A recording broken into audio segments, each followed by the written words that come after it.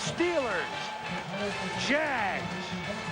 They are jagged up here in Jacksonville. We'll be back.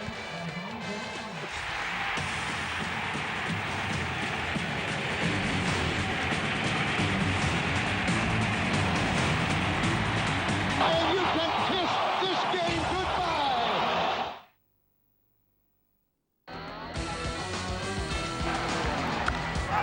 Line drive, left center field. Chris Bowler dives and he's got it. He caught it.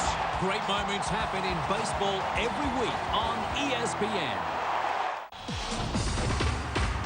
Tradition lives here.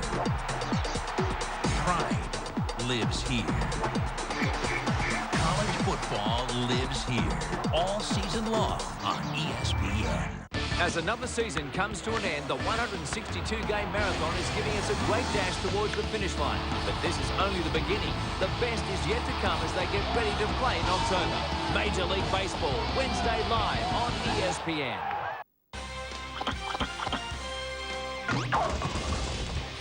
Hello there. It's been quite a while since I saw a player going into management to cause such a stir as Roy Keane's entry into the management ranks did in the past couple of weeks. Since Niall Quinn, the head man at Sunderland, announced that his former Republic of Ireland teammate would be his new manager, the questions have come thick and fast. Is Keane the right man for the job?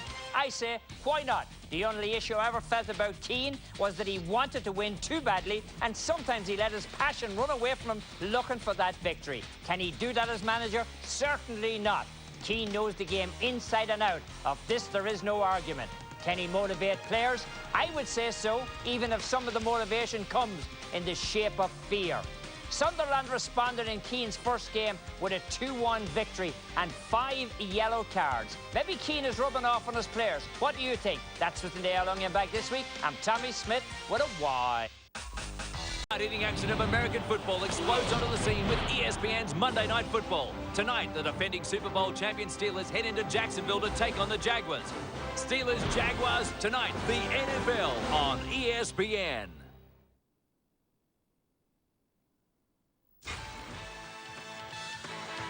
Monday Night Countdown, delivered by UPS. What can Brown do for you? And in part by NFL.com. Log on and watch all the highlights from every NFL game this season. It's all on NFL.com. And Walmart. Always low prices. Always.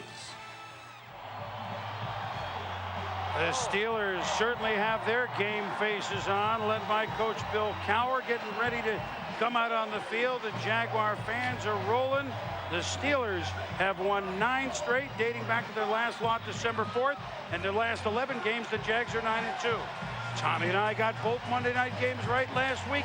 A very quick one-game lead on Mike and Steve. So now our lead pipe block. Tom, since you have honors on the tee, go ahead. You know, I just think the Jaguars may be ready to take that step. Eventually, you have to be ready to gain that respect. I'm picking the Jaguars. Well, I'm taking it. I think 10 days off to get ready for this game is what Pittsburgh had, and they'll be ready. They got Ben back tonight. Everybody would be hyped. You just said it, Michael. They got 10 days to rest. Defender and Roethlisberger, they got a way to protect with a great defense. A great offensive running game. I think it'll be fine. Pittsburgh to win this game. Well, the Pittsburgh Steelers have a special teams captain from Brown University. Yay! That's Sean Moreeeee. They have a quarterback coach named Mark Whipple from Brown University. That's enough. The Steelers win it 23-17. Will we see Batch and Garrard before the night's over? We will see you at halftime for Monday Night Countdown. So long. Now Mike Tirico and the gang in the booth. Thank you, Chris. Not a lot of Brown.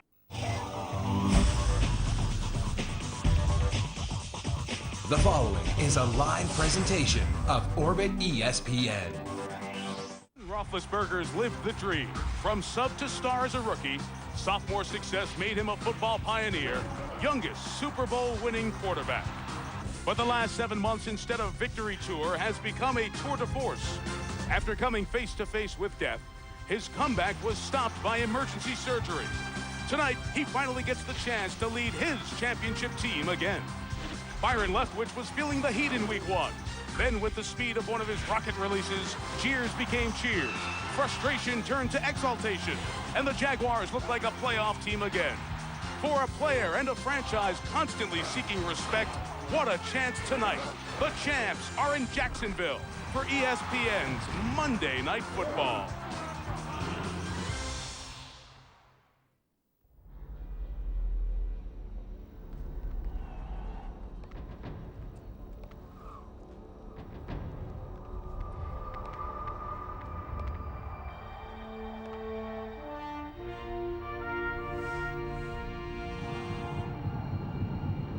I'm desperate for some football. Are you?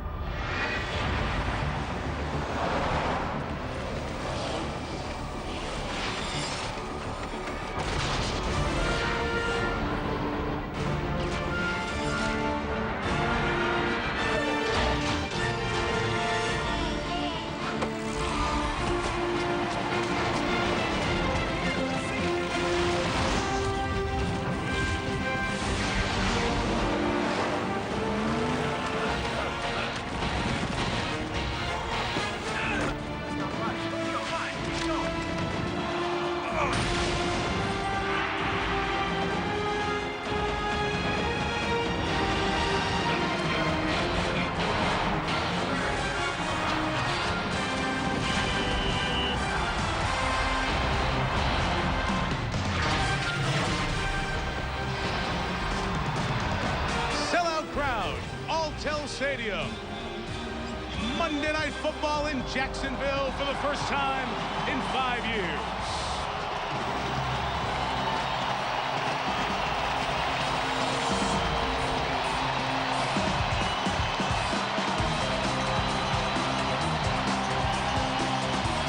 Jaguars trying to be the 5-time Super Bowl champ in this house for the second consecutive week. Hi everyone, Mike Tirico. Welcome to the final line on week 2 of the 2006 NFL season. The Jacksonville Jaguars always seem to be under the radar and underappreciated. Think about it last year. They won 12 games. They beat both of the conference champs. They won in Pittsburgh, but not a lot of buzz in the offseason. So week 1, Dallas comes in. It's all about Terrell Owens. The Jaguars just go out and win the football game. So tonight, they're the secondary story again to the Pittsburgh Steelers, the defending champs, finally getting Ben Roethlisberger back as their starting quarterback 15 days after an appendectomy. Of course, up here in the booth with Tony Kornheiser and Joe Theismann. And Joe, when you look at the Steelers and you look at Ben Roethlisberger, there's got to be some sort of a good feeling in his body to get out and play here tonight. Mike, I think it's a feeling of relief. Ben Roethlisberger finally gets to play a live football game. Only had 37 snaps in the preseason. That's hardly enough to get yourself ready. What he does bring to this offense, he brings a sense of versatility. Once he gets outside the pocket, he can challenge a lot more than Charlie Batch can. I don't believe they're going to change the offense much. My biggest question about Ben's situation is, what about the fatigue? The guy hasn't played a lot, and it's hot, Tony. Well, he had the emergency appendectomy, and after he had it, Bill Cowher went to him and said, Ben, if not for bad luck, you wouldn't have any luck at all. And Roethlisberger said to Cowher, you're about the 10th guy who's told me that. I'm sick of hearing it. And so Cowher backed away. But what is it if not bad luck? First, he has the motorcycle accident. Then he has a problem, a recurring problem with a thumb on his throwing hand. Then he has an emergency appendectomy. What happens next? Does he find out he's pregnant? I don't think so. We'll watch Ben closely tonight. You know, the respect word gets tossed out all the time. We don't get enough respect. Within football, the Jaguars are respected. Nationally, not so much. No, they're an unknown team in an unknown city with an unknown coach.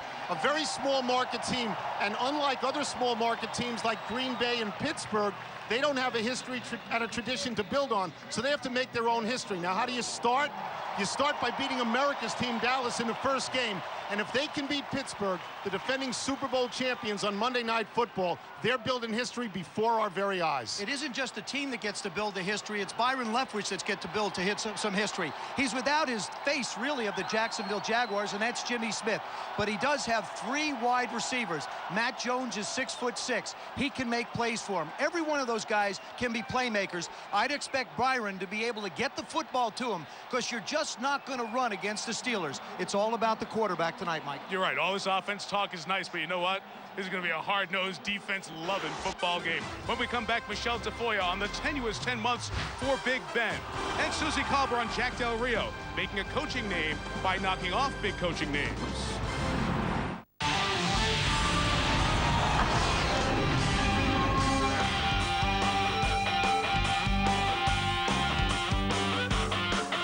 Every year, Pem. Great scene tonight in Jacksonville. It's been dubbed not all teal, but all teal stadium.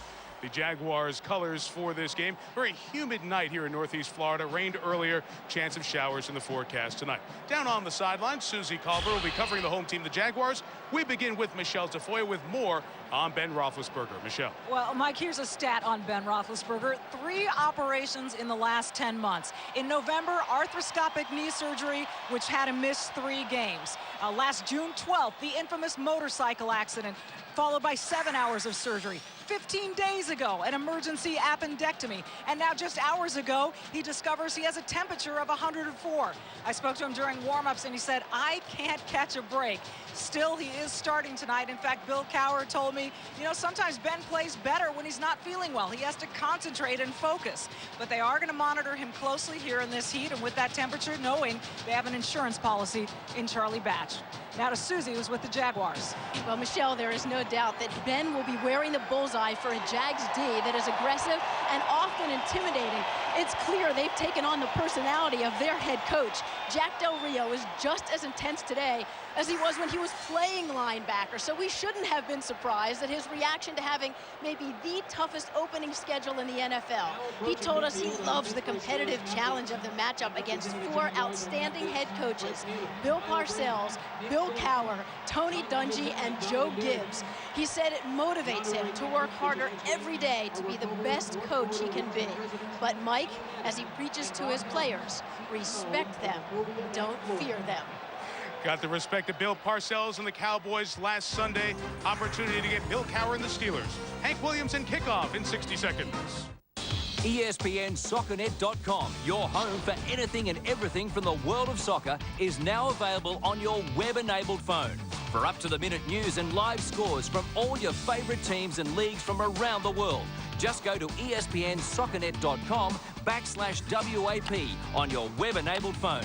It's like having ESPN SoccerNet in your pocket. ESPN SoccerNet on any web-enabled phone. Bookmark the address and log on today. ESPN welcomes you to the following presentation of the National Football League.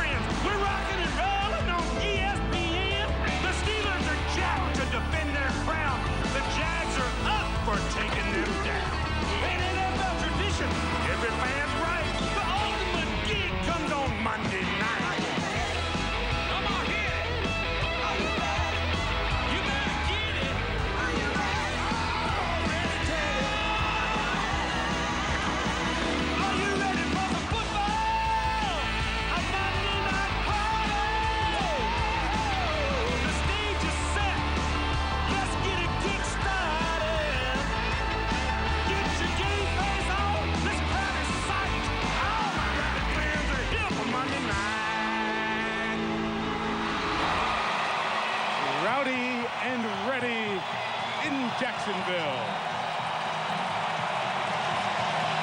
These two teams were in the same division until 4 years ago when the NFL went to 4 divisions. So we had 2 meetings a year. They got to know each other. Pittsburgh earned Jacksonville's respect as the Jaguars went to the AFC Championship game a couple of times, and a very healthy rivalry has developed in their prior 15 meetings. They also got to not like one another. Yes. A healthy rivalry is a nice way of saying these two teams hate one another. They want to see who the biggest bully on the block can be. Pittsburgh wins the toss, will receive. Josh Scobie to kick. Off we go from Jacksonville.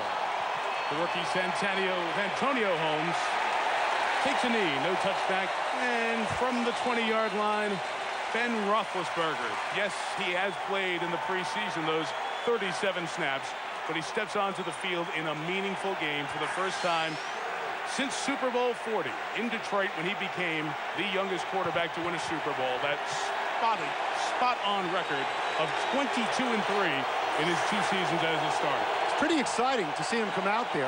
In my day, if you had appendicitis, you're out for 2 months. Now you just basically miss lunch. Oh, in your day? My day and your day.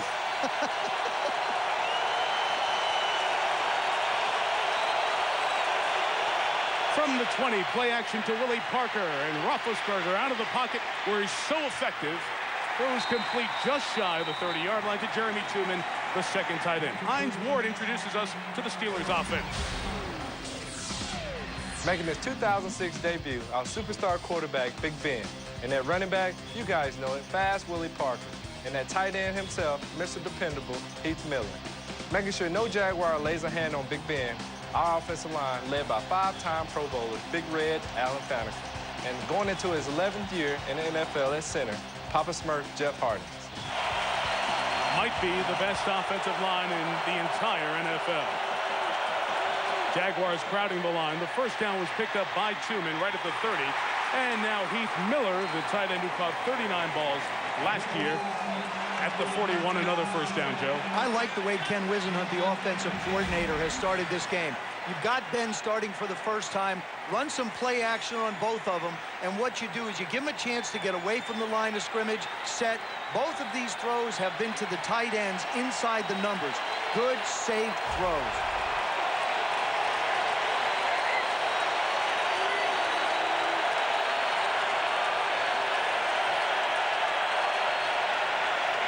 First run, Parker, left side. About 4 to the 45. Donovan Darius, the tackle. Mike Peterson introduces us to the Jaguars D. Welcome to Duval. Prepare to be hit. Physical defense. Starting with the D-line. 2 Pro Bowlers. What else needs to be said? Linebackers. 3 guys. They hit everything to move. Secondary. Covers everything to move. What you get? Complete defense. Best in the league. Believe it. Yeah, pretty darn good. 6th in the league last year. The welcome to Duval. Jacksonville is in Duval County, Florida. After the gain of 4, Parker again. To the 47, Rob Meyer makes the tackle. Of course, Parker sticks in the mind from the Super Bowl record 75-yard touchdown run. The 1,202-yard season last year. Really a surprise. He was an undrafted player coming out of North Carolina. And the yards that he's going to get tonight, Tony, are not going to be easy yards. You see the pursuit by Rob Meyer that time of the lineman. This guy's a giant. Jacksonville has giants on both sides of the ball. 3rd and 5. Veron Hayes is the 3rd down back next to Roethlisberger in the gun.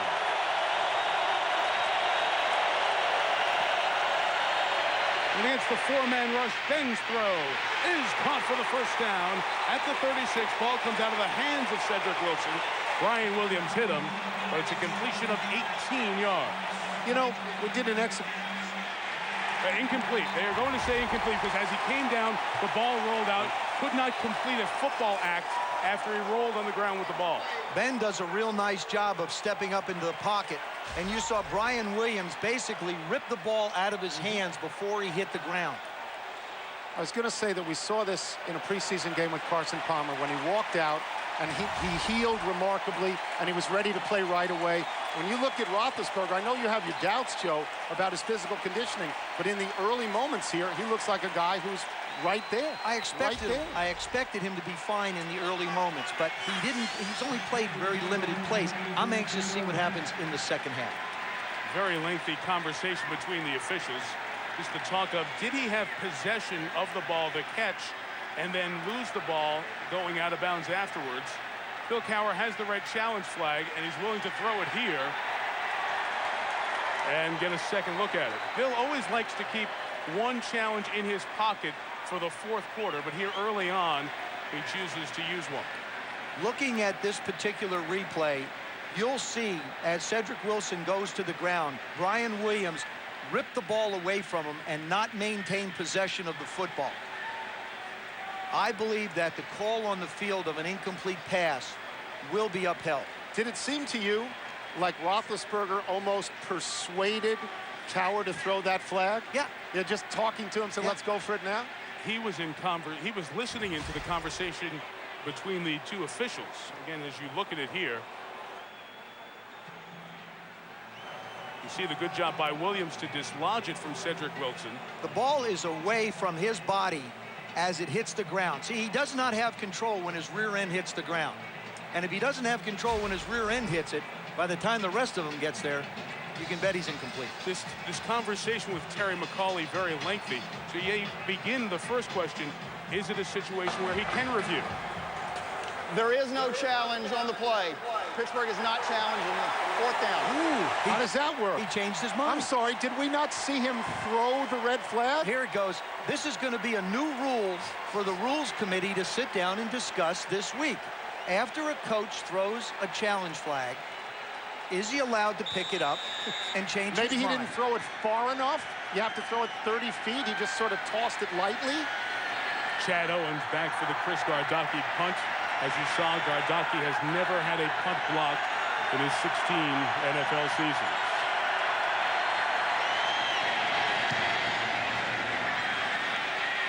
Fair catch called for by Owens at the 16-yard line. Just to clarify, you are allowed to throw it and then rescind it and pick it up after a conversation with the official. Do you have to physically pick it up yourself, or can someone else do it? Doesn't matter, but it worked. No challenge. Jacksonville ball next.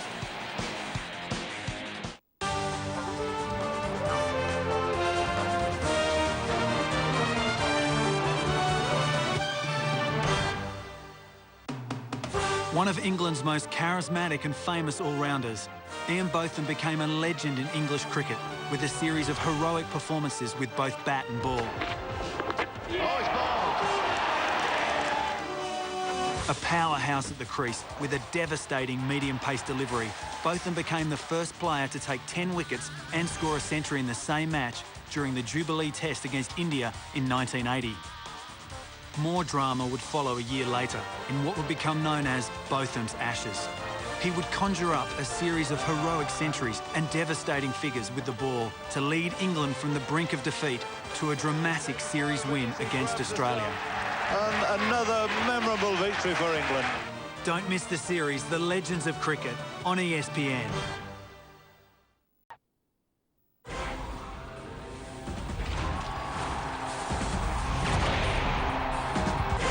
And Jacksonville to take over from its own 16-yard line.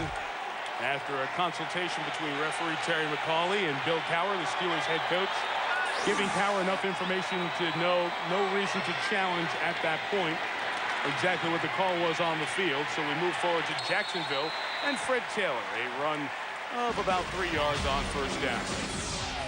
Joining me in the backfield is Jags career-leading rusher Fred Taylor. We go 3 wides with some of the tallest receivers in the league. Matt Jones, a.k.a. Big Slims, Ernest Wilford, and Reggie Williams. Now moving to the big guys up front, representing the 808, we got Vince Manawa and Chris Naoli, with Brad Meester anchoring at center. The 808 is the area code for Hawaii. Both Manawa and Naoli born in Hawaii. Naoli playing with a tender knee that he hurt on Friday. 2nd and 7 in the Taylor run. We're just shy of the 20-yard line against the Steeler defense that was so good against Miami. Joey Porter introduces you to his mates. The big nasty D, led by 2-time Pro Bowler Casey Hampton. And at the linebacker position, we have Larry Foote and James Ferrier.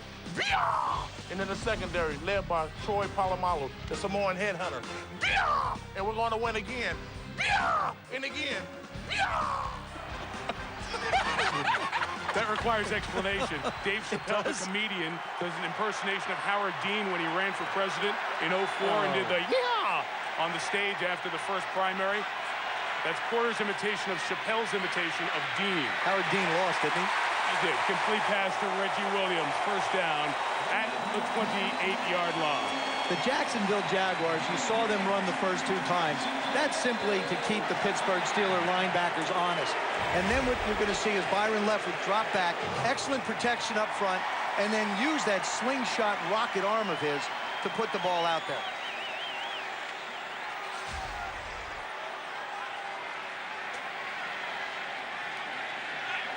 Leftwich, who is making his 40th start as the Jaguars quarterback here tonight.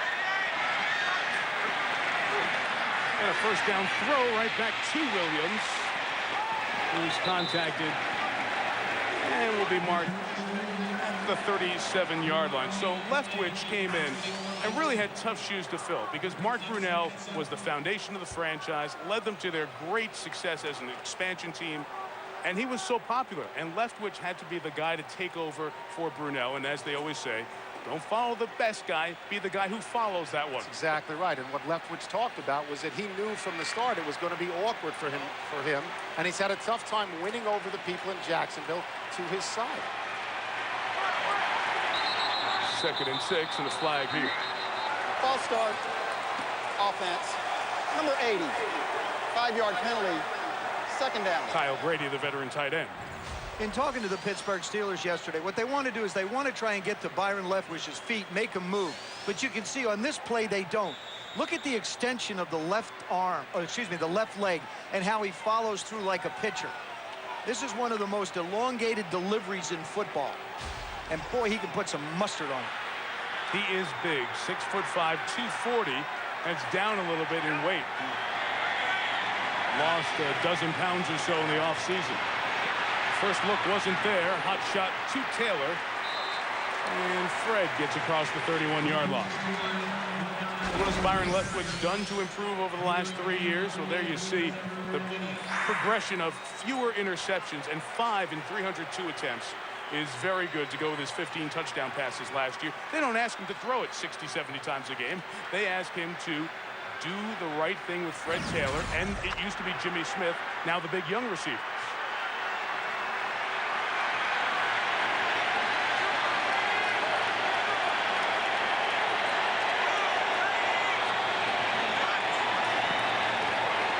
Third and 8, 4 receivers in the pattern, and hauled in by Ernest Wilford. Out of Virginia Tech, the third-year man, tackled by Bryant McFadden and Ryan Clark. Jacksonville first down. Joe, you talked about this before, the way that he throws the ball. He really did look like a pitcher winding up on that one. He doesn't need a lot of room to get the ball in. Receivers don't have to be wide open. He's extremely accurate as he winds up and fires. Look at him lead Wilford. Puts the ball out front. Not only are these guys big, and they're not going to get a lot of separation from defensive backs, but they are really terrific when the ball gets close to them. Very few balls hit the ground. Good start for Leftwich. This drive started at their own 16. Pressure, he eludes it, and completes to Matt Jones. First down, the first-round pick from last year out of Arkansas, the former college quarterback. Byron Leftwich on this particular play, again winds up, again throws a perfect pass. It's interesting, you talked about Brunell, following Brunell before, and Leftwich has had criticism by people in this stadium. In fact, he told us the other day, he said, to read about it down here, you'd think I was a bum and everyone hates me, though he says it's somewhat overrated. He believes about 90% of the people like him, but it's been tough going because they usually start out slow offensively. If he takes them down the field, he'll feel like they love him, won't he? He said 92.8%. Is that what it was? That's what he said. Another first down throw.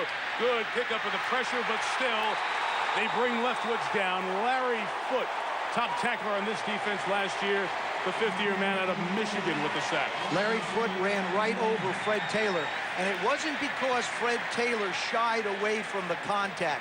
He sticks his head right in there.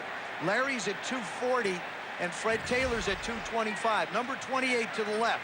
Steps up, takes him on, does a good job. But Larry Foote is unrelenting in his pursuit. Another Dick LeBeau blitz. They come from everywhere. Rare sack for Foote, middle backer in his 3-4. Only 6 sacks in his career before that one. 2nd and 18 to Reggie Williams. Good open field tackle by Deshae Townsend. The corner will set up 3rd and long.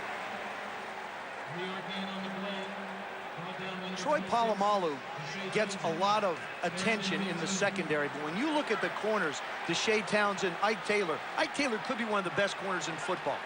But because it's such a great team concept defensively for Pittsburgh, and Troy moves around a lot, they don't get the recognition they deserve. 32, Maurice Drew, the rookie 2nd-round pick out of UCLA in the backfield. Leftwich has completed all 6 passes. Corner pressure coming from Coakley. And the throw is deflected in the air and intercepted. Pulled down by Clark Higgins after James Farrier deflected it. And the thousands of Steeler fans make you feel like you're in Western Pennsylvania when something happens for Pittsburgh. The pick by Higgins.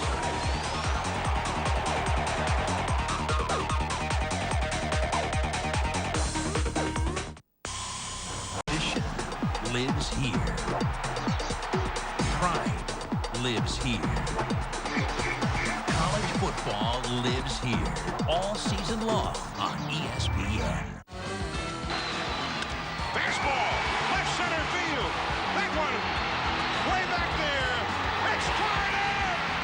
Can you believe it? Great moments happen in baseball every week on ESPN. ESPN's Monday Night Football is brought to you by Southwest Airlines, proud sponsor of the NFL and official airline of Super Bowl 41. Toyota, choose any direction as long as it's forward. Toyota, moving forward. Pioneer Pure Vision Plasmas. We push the boundaries of high definition. And McDonald's. Back here in the city that hosted Super Bowl 39. The champs of Super Bowl 40, the Steelers' second possession. No score, the interception by Clark Higgins of the Steelers. His first career interception, regular or postseason.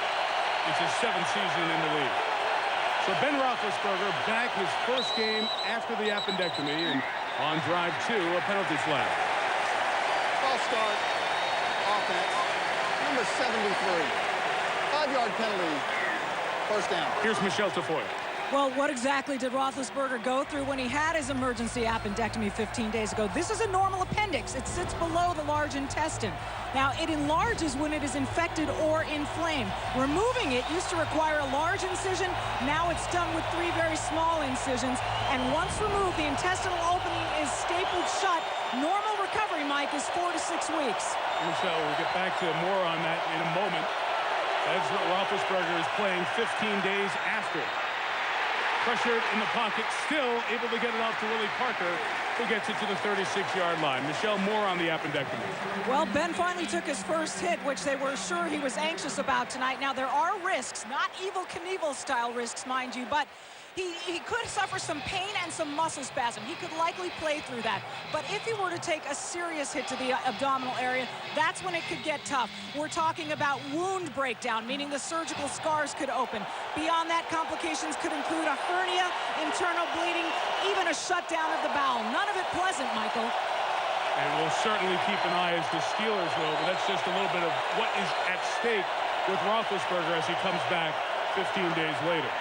Second down, hot throw is behind the tight end Miller and almost intercepted. Deion Grant brought some good pressure. Ben Roethlisberger came out throwing the football, which I think is terrific for an offense to get a comfort level with their quarterback. First is a little play action, moving around, find the tight end. This is the thing that he really does, is his ability to move around, knows exactly where he wants to go with the football, and fires actually 3 very good passes in that first drive. The last one looked like that's where the rust has come out against the hots and the blitzes. Jacksonville brings 5 as Roethlisberger throws complete to Nate Washington across midfield. First down at the 48-yard line, a gain of 16. I'm just want to go back to the pictures of the appendix. I mean, for those of you who haven't gone to medical school, and I haven't gone, didn't that enlarged appendix look like a chili pepper? It just didn't look like it was sitting well in your system, did it? No, and at 6 o'clock Pacific time, people sitting to dinner are having chili pepper. That was a graphic that I don't know that we need to see again. Woo! Did you learn something from it, though? I learned not to get mine inflamed or have it burst. Well, it's usually people ages 10 through 30, so you I am way over the cutoff. First down, play action. They're good in this role. Throwing the deep ball for Hines Ward, incomplete. Coverage by Deion Grant. Michael, those type of passes, the quick shot he tried to get to Heath Miller, the pass down the field.